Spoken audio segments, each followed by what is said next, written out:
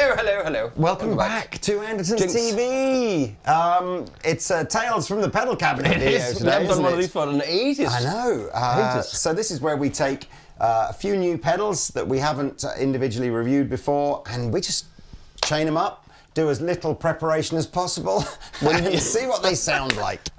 So there's a little message underneath here, Pete. Can you just read that out? Oh yeah, it says please like and subscribe. Every 10,000 new subscribers we give something away, and at 1 million. Which, please, let's get to it. Let's get to it. Can we do this year? Can we end of the year, please? That would be a great Christmas present for all of us. But anyway, please do that. Like and subscribe. Hit the notification bell. So the beginning of the chain is the wonderful Mr. Pete playing his gold Hanson T-style guitar, the Old Faithful. Then it goes through all here. A little bit different today. I'm using this JHS switcher so that I can completely eliminate the warm audio, warm chorus vibrato until we want to hear it, because one of the features in here is that the signal does go through its preamp regardless of whether the effect is on or off. So we've completely bypassed this. Then into the delay, coming out in stereo, going into 2 clean amplifiers, and with nothing on, sounds like this.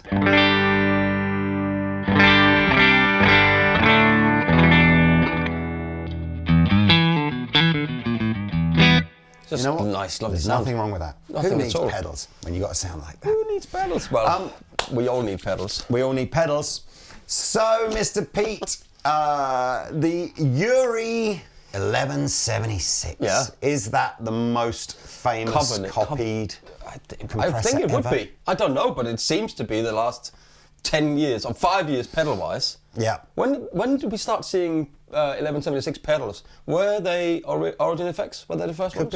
Could be. Was it the their big one? first big pedal, wasn't it? You tell us in the comments. I've done a bit of Wikipedia research, so we go back to 1967. Which Mr. means that Bill nothing's Putnam, nothing's right. Universal Audio fame, took a couple of tube compressors, the 175 and the 176, and converted them or combined them into a single unit, took the tubes out and invented the first non-tube transistor FET-style limiting amplifier, the 1176. Became a studio go-to classic.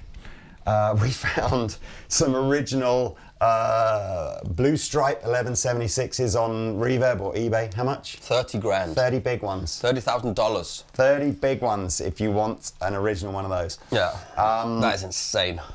You can still buy the current Universal Audio 1176 reissue compressor for Might be a link below was for that that. $2 grand or $3 grand? 2.5 grand. 2.5. Yeah. As a rack mount thing, and then countless copies of that. So Warm Audio, we're talking about today. Warm Audio do a rack mount copy of that compressor, which I think was about 580, 600 quid, about 600. so great value. Yeah, or, really great value. And they've converted that into a pedal format now, I guess specifically aimed at guitar players. But I'm led to believe this is identical set of components that are in the rack unit, just with an on-off switch on the top. So that's what we're looking at first. I've got ratio control, slow attack, release, output, input. A few bits on the back here. Maybe we'll do a close-up, but I can switch between a buffered or a true bypass. I've got a sort of input trim control, ground lift, balanced output, switchable level output. It's a 9-volt supply, and then you've got the option to set a drive mode in either the high or low level, and we are in low. Low. I've got friends in low places. Let's hear it. Let's hear it in its first suggested setting, which is the Funky Monkey setting. The Funky Monkey? So play some funk without.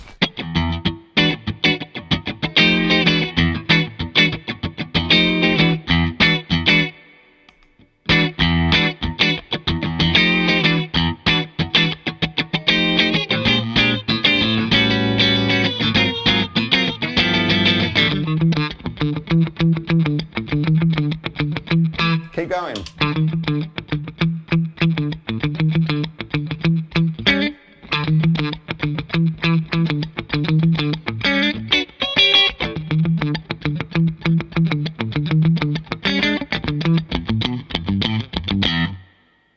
pretty subtle. Yeah, it's definitely there. It's definitely there.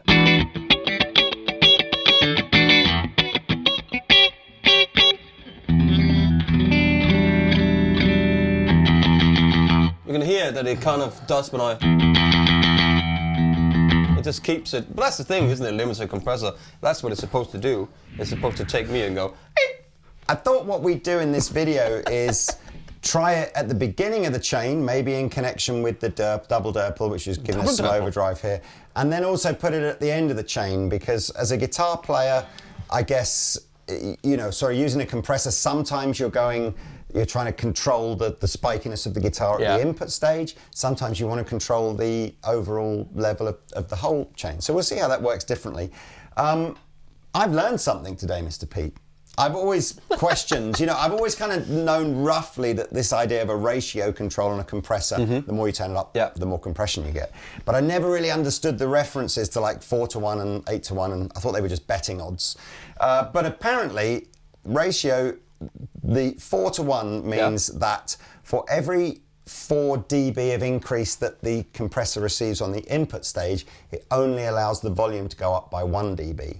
Yeah. And then 8-to-1, same thing, but it will now additional 8 dB of input here will only allow the volume to go up by 1. Yeah. So by the time you're at 20-to-1 ratio, you're really saying you can throw tons of input in here. Yeah. I'm only going to let it go up a little bit. So that would mean that if you put it at the end of your board, that's when that really comes in, right? Yeah, or if I hit hard on the guitar, there's a Les Paul cut with... Yeah, and then attack and release, I think we've known before. So essentially you can, on most compressors, but certainly if you've got separate attack and release, you can go from a very fast attack, so the compression comes in almost instantaneously as you play. A slow would mean you'd get that slightly more natural first, maybe. I think it says here, what's the slowest? So it's still relatively fast. So on its slowest mode, the first 800 milliseconds of the note is its natural volume and tone, and then the compressor kicks in. By the time you're up to fast, you're literally within 20, this is microseconds, I guess that's the same as milliseconds, is it? Within 20 milliseconds, the compressor is working. And then release is kind of the opposite of that, except that the time ranges are a little different here. So you can either get the compressor to stop working within 50 milliseconds of, actually, what is it? Yeah, it'll return to an uncompressed level either within 50 milliseconds or up to 1100 milliseconds, depending on whether you want a slow or a fast release. I quite like this. It says here, a fast release can cause pumping and breathing due to rapid noise rise during gain restoration. A slow release can make a loud signal slowly become quiet, making the performance sound more dynamic. There is another couple of settings here. There's a bass setting, because obviously it's popular for bass. There's a post distortion setting, so we'll give that a try as well. And then studio sound rhythm. So studio sound rhythm is the ratio is much lower, so I'm guessing it's a less compressed effect. Well, let's have a little listen, see. And that's where that's set. See what that sounds like with and without.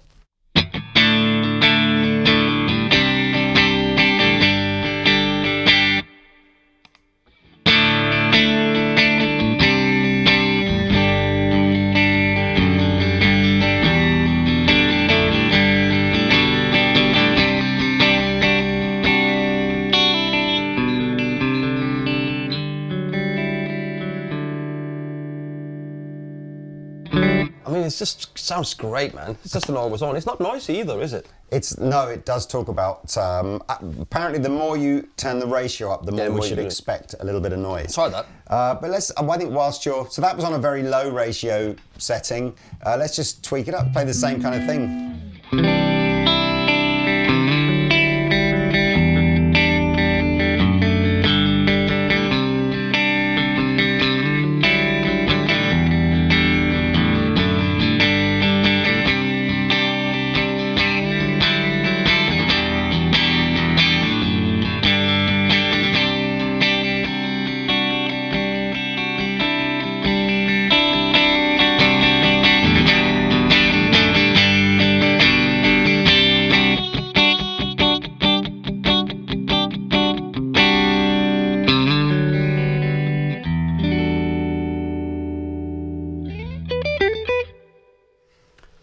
You know what? It absolutely is just adding that studio sprinkle on the top of your guitar sound, isn't it? So it sounds wonderful. I like it. So let's try. I like it a lot. Compression into drive, and then we'll flip it, and we'll see drive into compression. So here's. Let's take like a low gain. Let's just get a bit of a tone from here.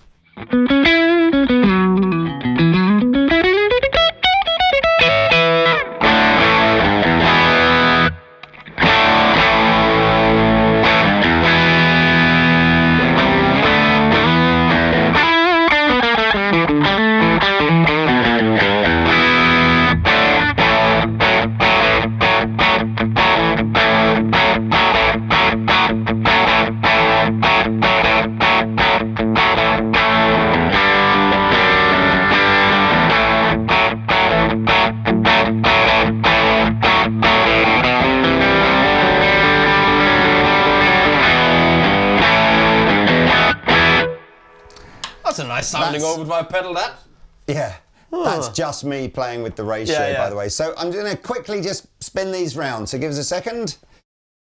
Exactly the same thing now, other way round, and again, I'll just change the ratio knob so you can kind of hear it. So here's no compression.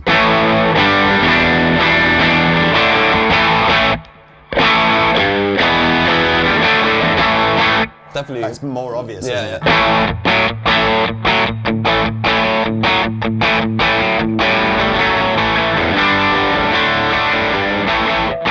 Much more obvious. What happens if you turn up the volume of the I can compensate on the Durple, because you're sending the Double-Durple into it, right? So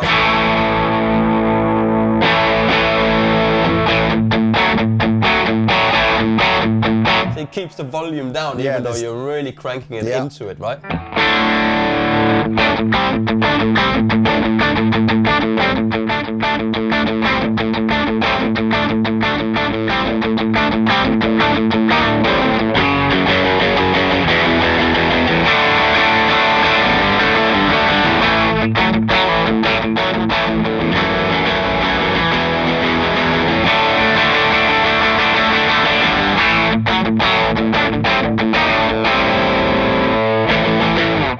So there we are, the 11.7 or the pedal 76, sorry, from Warm Audio. I think that'll be popular. Little word on plays there, a little word on two L's, 2 1s. Who knows what that is, maybe. I guess it's if you're going to be critical of this, it's pretty big, isn't it? So you need a little bit of real estate on your pedal board to fit that on. But it's very simple to use. Yeah, and it looks the part because it's exactly the same knobs as on the. It's always fun to watch a VU meter, even if you've got absolutely no idea what it really means. It's always fun to watch it. All right, this is £259. I'm looking for a nod. Yes, £250. That's crazy. That's good value. So, it's less than a ton of pedals that look smaller than this, aren't they? So, just before we move on, Taylor has mocked me for not really knowing what the VU meter on this does. But now he's explained it, it does make sense. So you can kind of see that we've got this sense that the needle is naturally sat at a 0 mark. Yeah. So essentially saying it's not applying any compression at the moment because there's no need to, because obviously there's no sound going through it. And if Pete plays a soft note, right, it's no compression yet because obviously we haven't triggered it. So play a slightly heavier note.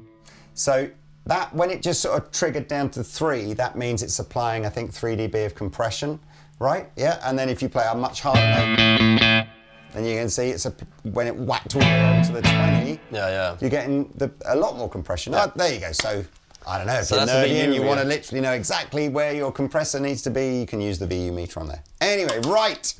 From the sublime to the ridiculous. To the crazy. The lovely. I always enjoy these when a pedal like.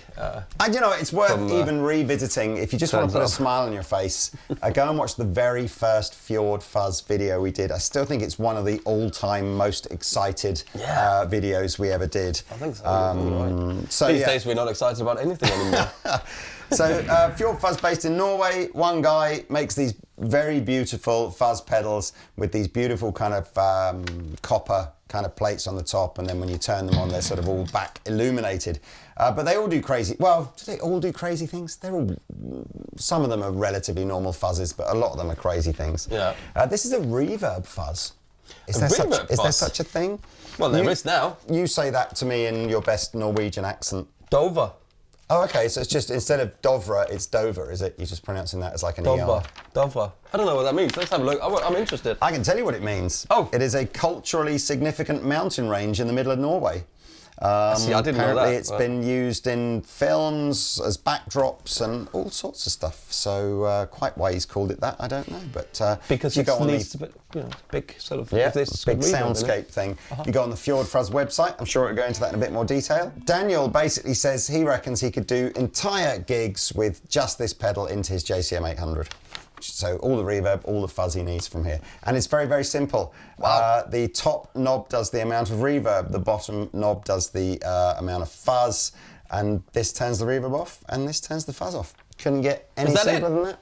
That's it. Do they work separately? Should we take the reverb off the amps? Let's do it. Let's put some reverb on. Oh, it was a spring.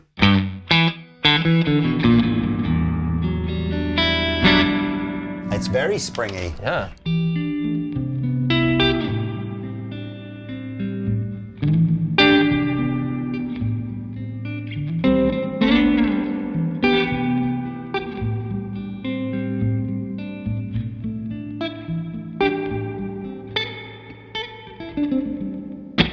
That's So I nice. guess you set that. Now, fuzz comes first in the circuit. There's no way to change that, but I'm to be honest with you, why would you want to? Because I think reverb into fuzz is going to get very messy. So it's fuzz into reverb. Yeah. Let's have a listen to the fuzz side.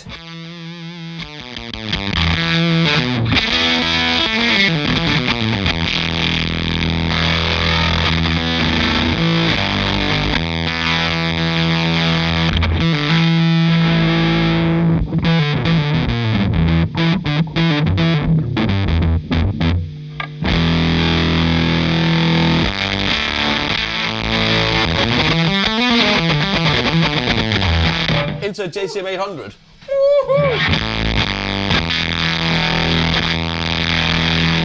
That's a gate in there.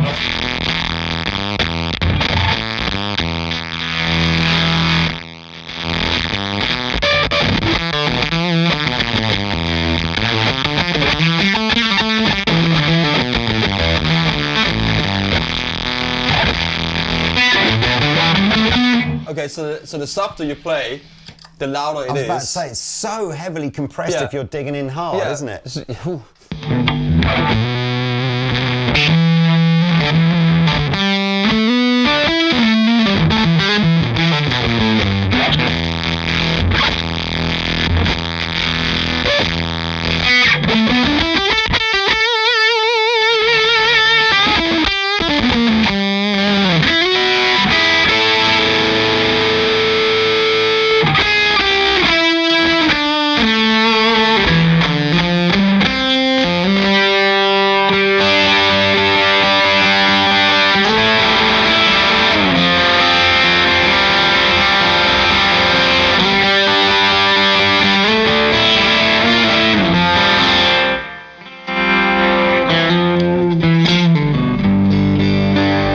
It cleans up pretty nice.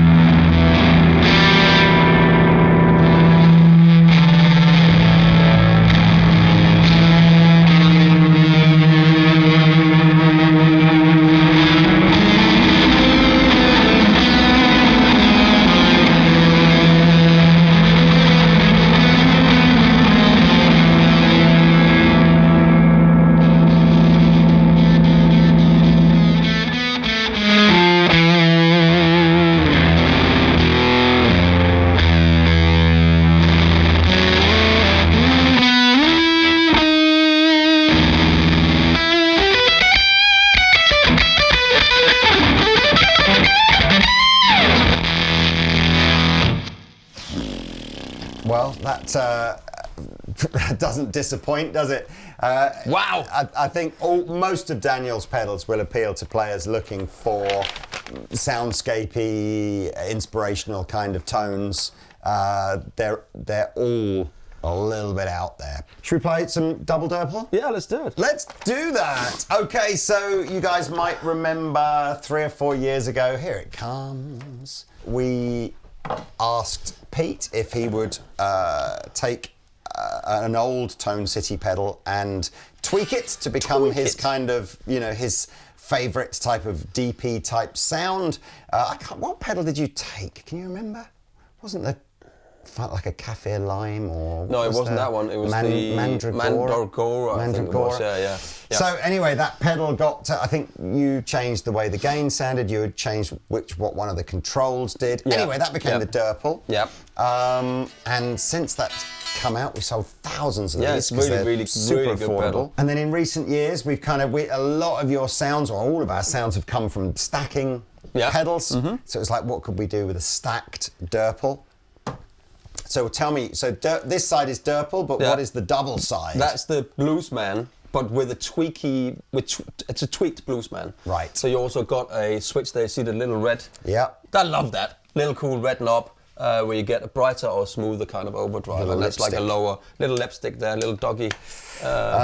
Cool. So yeah, Bluesman is Tone City's kind of version of a blues breaker. So it's at the lower end of the gain spectrum, but with quite a lot of volume boost. And then the Durple, I don't really know where we ever described the Durple as. It's sort of just a good all-round overdrive. Yeah, pedal, it does everything from higher gains to lower gains, really, with the mid switch in it as well. So fine. So here we go. Here is what the original Durple would sound like. I do love the fact that you've gone for these dumbly kind of knobs on it. That's pretty cool. We need to put some reverb back on. We do.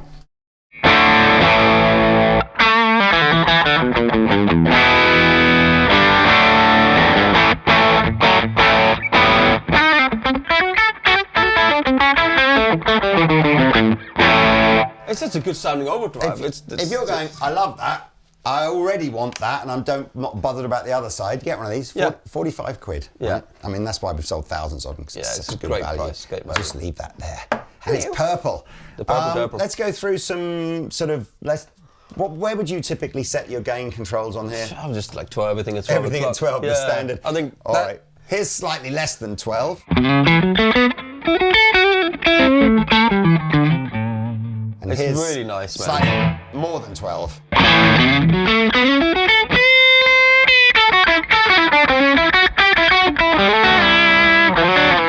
It's got that same thing where you're on the neck pickup.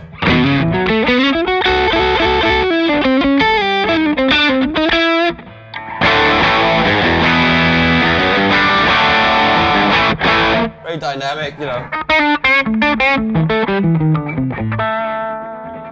You can scoop the mids if you want to. Yeah. Or you can dial them in if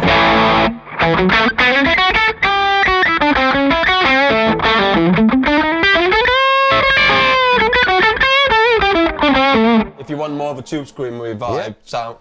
So that is the Durple side. They're completely independent, by the way, the two sides. So this is our blues breaker sound. Now, if it's not a dissimilar idea. So the original blues breaker, again, there's very, very little gain until you get into like the last 20% or so of the pot. So as I wind this in, it's really just a volume boost, a sort of a fat volume boost. We did change that actually, because it was originally the first iteration prototype. We made sure that there was enough volume in it, because you always have to push the volume really loud. So that's changed.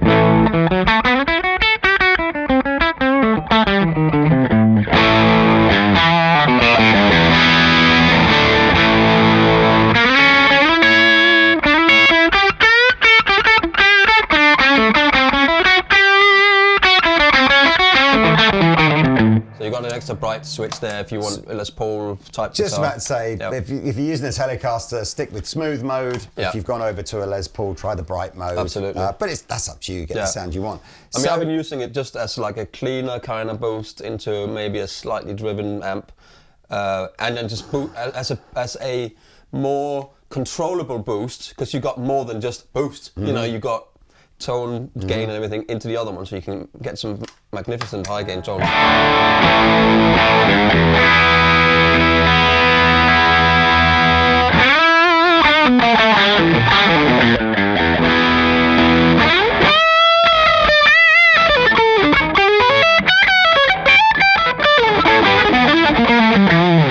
I'll be playing today. If that's sorry about that. Let's just do it again. So a bit of rhythm on the Durple.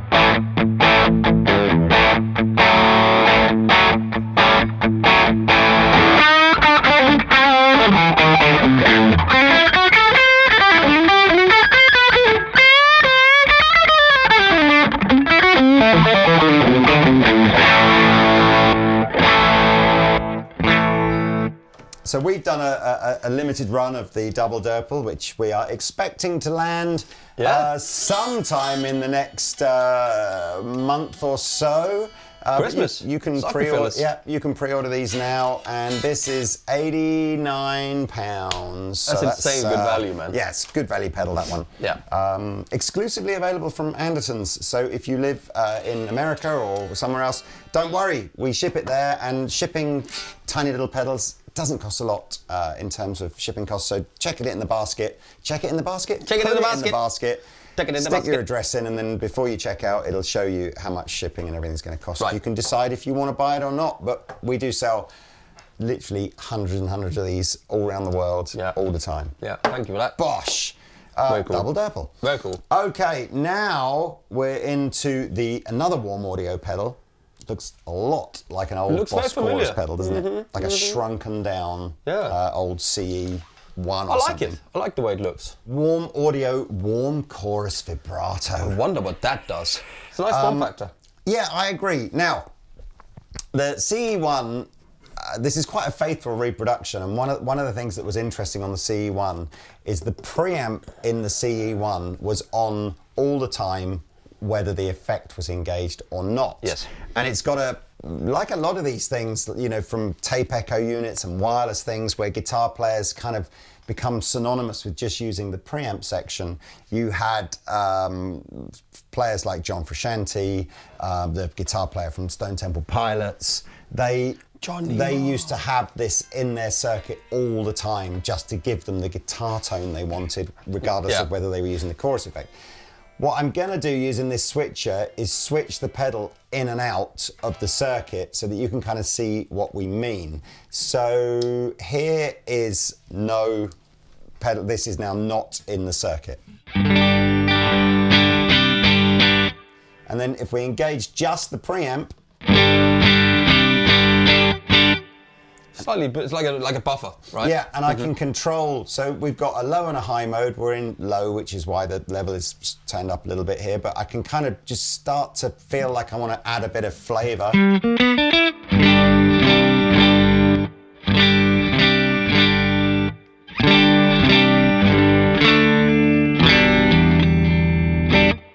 can see the clips on it. Yeah, so you just got to basically remember that if you're using this pedal in a conventional pedal chain, whether the effect is on or off, that preamp flavour characteristic that it's doing is always going to be there. I don't actually know whether or not where John Frusciante would have set his, but you know, you can begin to get some almost drive kind of vibes.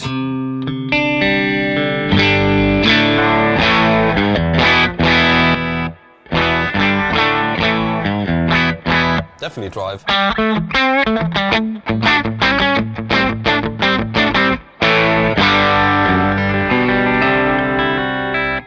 It's like a really nice buffer. Yeah, I think if you got used to this pedal being in your sound and then all of a sudden it wasn't there anymore, you can kind of see why people like him would have gone, oh, I need it in there all the time. So anyway, I think I'm going to try and set this to a point where it's perhaps adding a little, just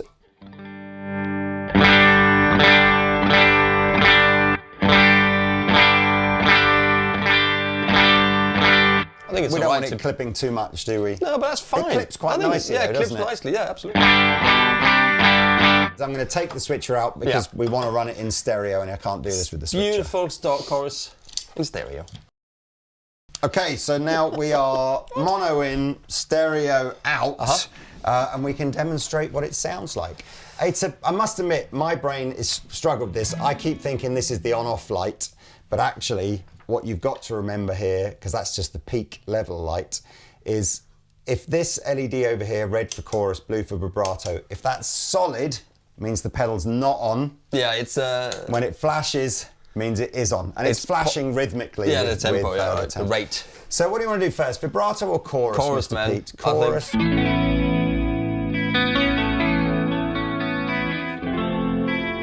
Listen to that little bit of overdrive that's in there as well.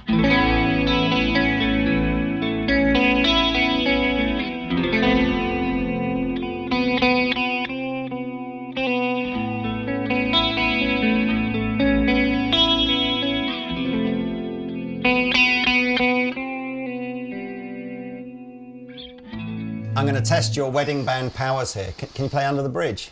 No. You used to be able to. I'm sure you've done that in demos before. Have you not? No. Maybe it was Dave Simpson. It's definitely Dave Simpson. Okay, never mind.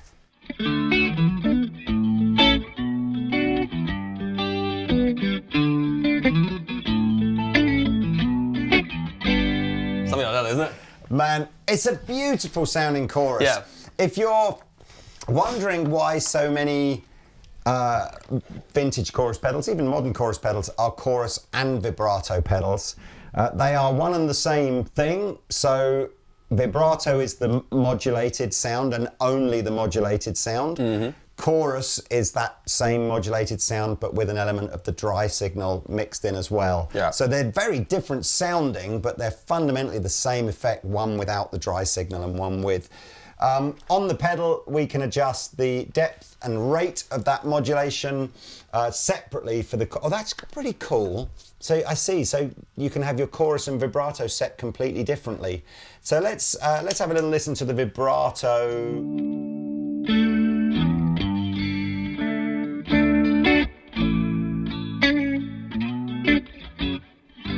Something like that, isn't it? Something like that.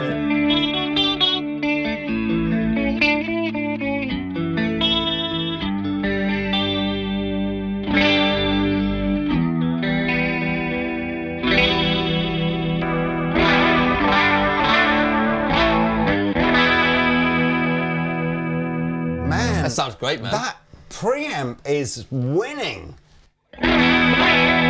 I'm pretty sure if I took that level down and made it cleaner, I bet this sort of loses that sort of magic. Magic is gone. Yeah.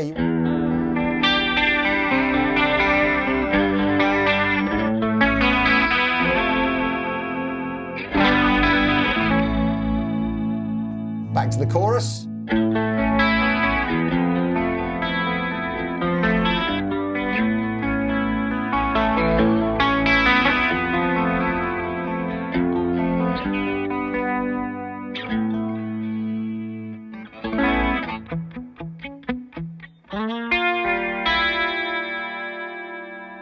It's all there, man.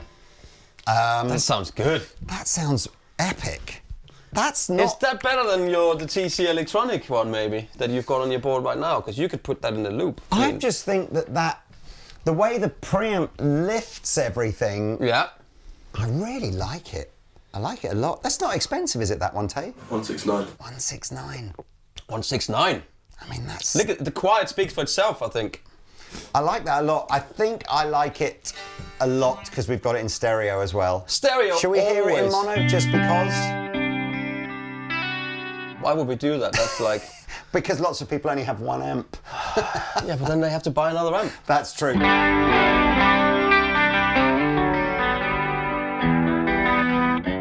Most people don't have an amp these days, Lee, right? Well, that's true.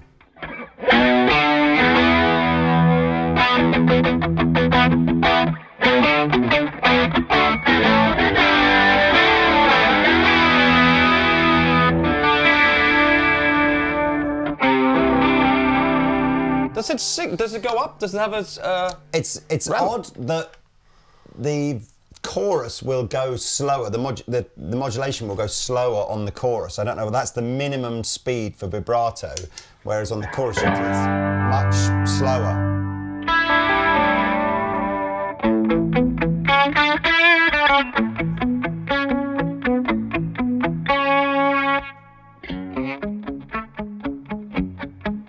That's probably Didn't that pedal, he do a pedal recently? Didn't he do a flange signature with electro-harmonics? I think he did, didn't he?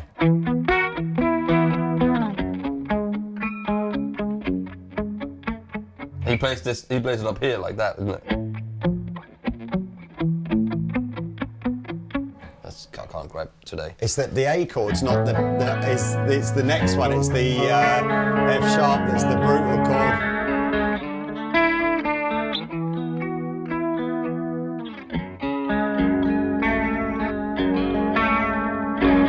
That's great, man. It's my favourite. Obviously, this is my favourite. I have to say that contractually while Pete's in the room. But that's the. I really like that. Actually, you know what? I like that a lot as well. Good pedals today. I like that.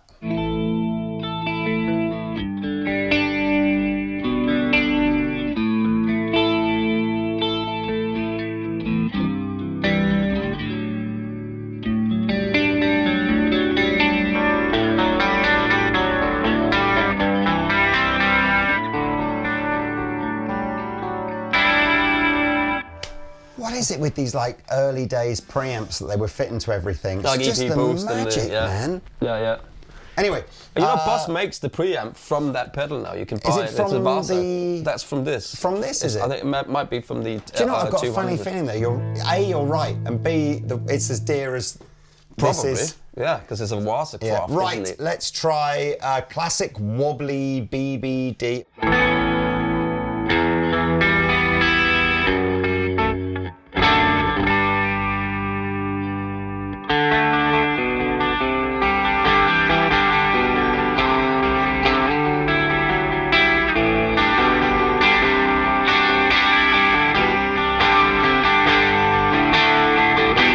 Sounds great, man. It does sound good. It's very inspiring, isn't it? Dirty, swirly keys.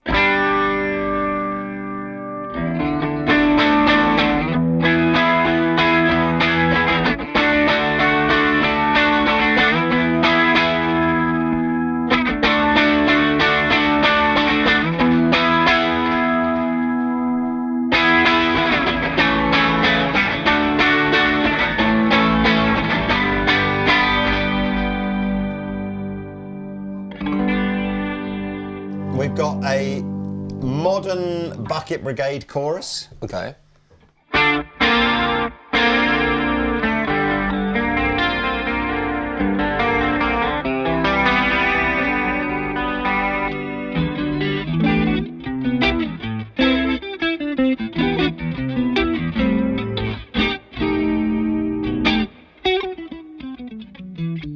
And then finally, these are just suggested settings, modern Bucket Brigade vibrato.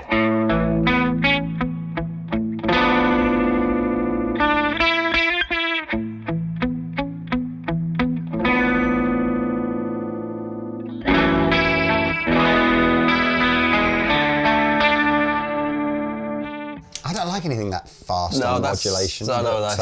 I don't know anyone who does, Lee. Right, one more pedal to go. Yeah. It is the SDE-3, which is the long-awaited compact version of the SDE-3000 that we demonstrated last year or the year before that, whenever it was. Was it last year? Was it? Early last year, I think. Anyway, let's get into that. So we're going to run through the features on this. We're going to use it as a standard delay pedal, add some modulation in. Where it gets kind of funky is this offset mode, which we'll talk about in a minute, which introduces a second delay, which is sort of offset from the first one. We've got all your normal eighth notes and dotted eighth notes and stuff like that. It's just a very classic 80s sounding delay pedal. Absolutely. So here we are. We're going to probably just use the time knob to set the delay, but if you want to, you can hold the pedal down. It switches it into a tap tempo mode, and then you can do that. Or you can just have an external pedal plugged in all the time for your tap tempo. Anyway, here we are, normal delay stuff.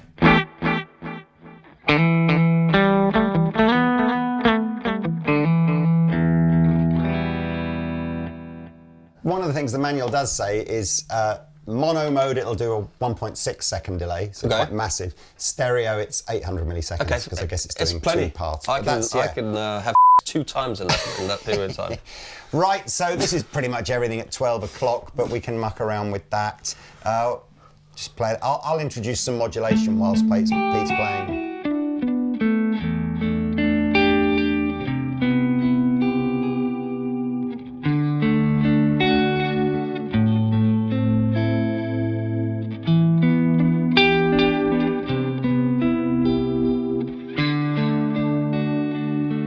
Sad chords.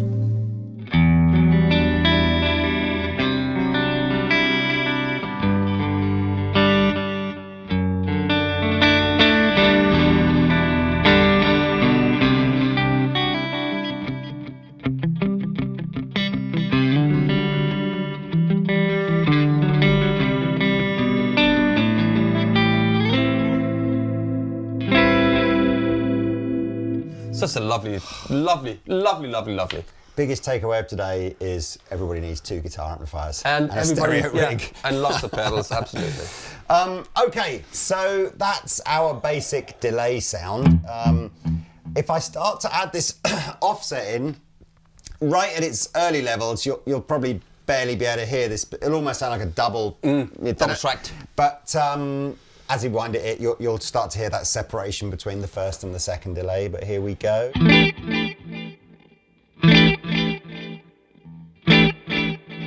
There we go. There it is. Could we take the modulation down? If I'm it might totally be... honest, I have no idea what classic song or famous genre. Is it edgy? I don't know.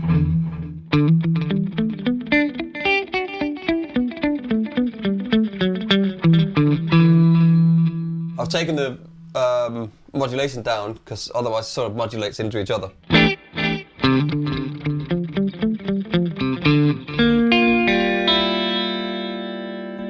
Oh.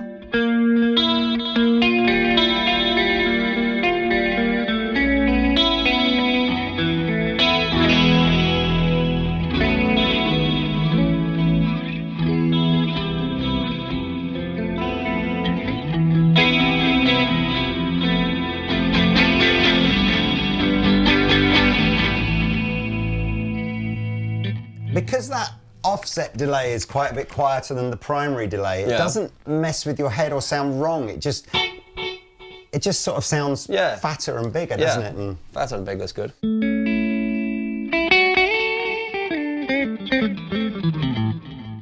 mean, that just sounds great. It does.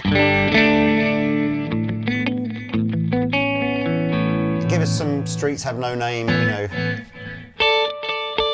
No, I mean, see, that's when this comes in. Okay. Because this is when you go over to sort of midday, you get eighths. So, dun, dun, dun, dun, and if you go all the way down here, you get dotted eighths. It's like.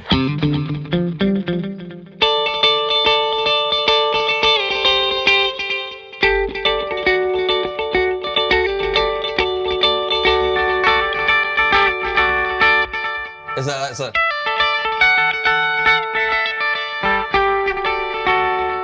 Put a bit more feedback in. I love that modulation.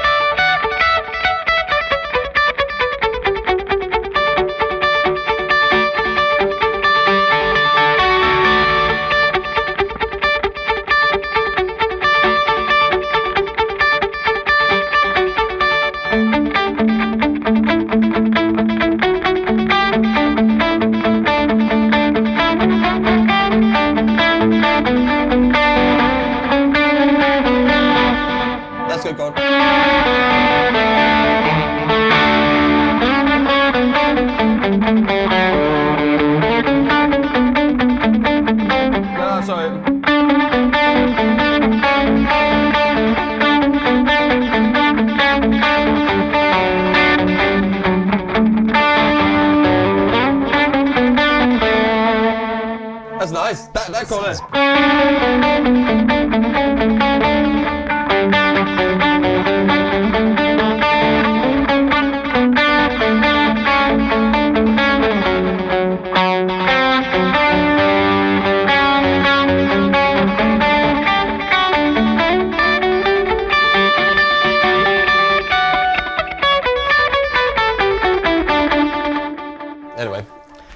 I don't know what that was. That was just. I see what you're doing. It's that. It's very straight picking, isn't it? I'm just playing this.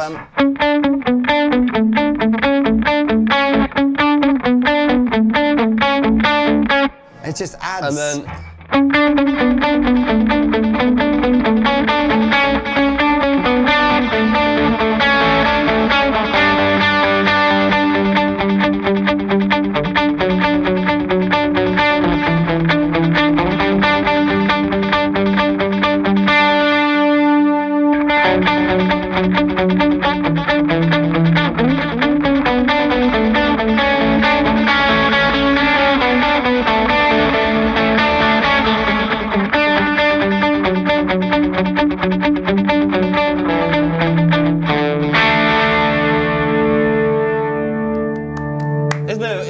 Is that dynamics when you just go.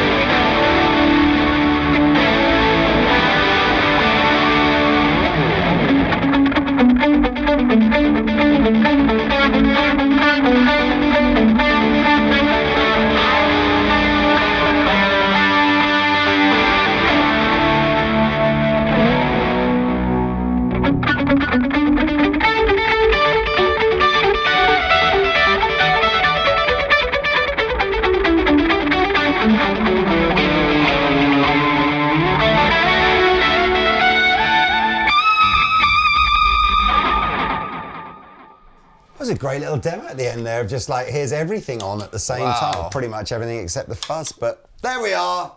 Thank you again for joining us. That was great, Pete. I like that bit. So did I. Is that just something you've come up with, the original piece? I just came up with it now. He's so talented. But you get the idea, don't you? And you can so see, I've never really, I love YouTube, I've never really done a deep dive into like the Edge's stuff, but you can so see how this type of equipment has enabled him to create his soundscapes. Super influential in that genre of music, right? And yeah, I mean, just so coming up instantly with recognizable. Just putting that on and then coming up with something like that because of what it does to the sound, you know. That's why I love pedals. Me too. That's brilliant. Right, well, there you are. Thank you for joining us. Thank you, Mr. Pete. Thank you, everybody.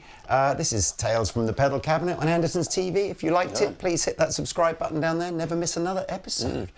We'll see you in another video soon. Au revoir.